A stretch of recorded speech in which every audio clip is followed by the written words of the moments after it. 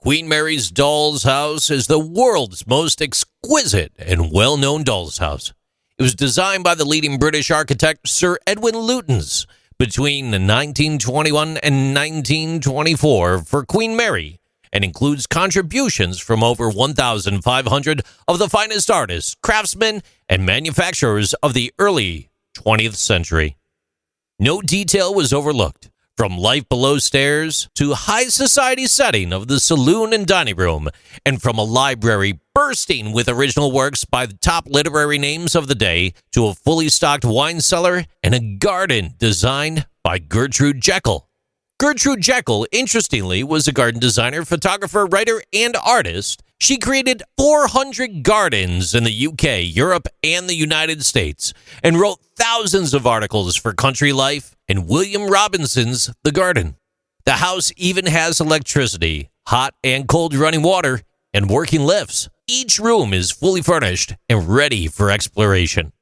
Princess Marie-Louise, King George V's cousin and Queen Mary's childhood friend, conceived the concept for this house. She decided that the Queen, who adored all things small and decorative, would appreciate the house, and it was to become a symbolic gift to Queen Mary in the years following World War I. Sir Edwin Lutyens, a friend of the princess, was the architect. He modernized traditional styles for his time and created English country houses, memorials, and public structures. He was regarded as the greatest architect since Sir Christopher Wren, and many people regard him as actually superior.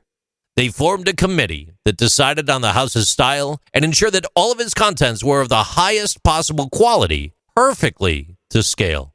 The committee decided that the house should be a collaborative effort, with the cost and labor divided amongst as many people as possible to make it an enjoyable task. The doll's house is over 3 feet tall and was built to scale of 1/12, 1 inch to 1 foot. It contains models of products from well-known companies of the time, and it's notable for its details and the details of the objects contained within the house. The house contains numerous reminders that it was built for a royal family, including a complete set of miniature crown jewels in the strong room. The opening bars of the national anthem painted in a flowery trellis on the ceiling of the king's bedroom, and a pair of miniature throne chairs in the saloon. It also houses a number of items that belong to the Queen and were added to the house after it was presented to her. These include a miniature copper doll's tea service presented to Queen Mary by her mother, as well as a small Fabergé mouse model. The house is also a snapshot of 1920s artistic and cultural life, a time capsule, so to say. Princess Marie-Louise and Lutyens invited many of the day's artists, composers, and writers to contribute to the library, and the end result is 588 miniature books ranging from Shakespeare's complete collection, the Bible, and the Quran, to novels, poems, and prose articles, over 700 specifically made watercolors, prints, and etchings, and 24 miniature music scores.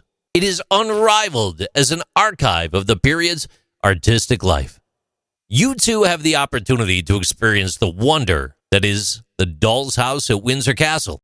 Each and every element has been painstakingly crafted with love and care in order to give the impression of a true miniature lifelike snapshot of royal history. These are Interesting Things with JC.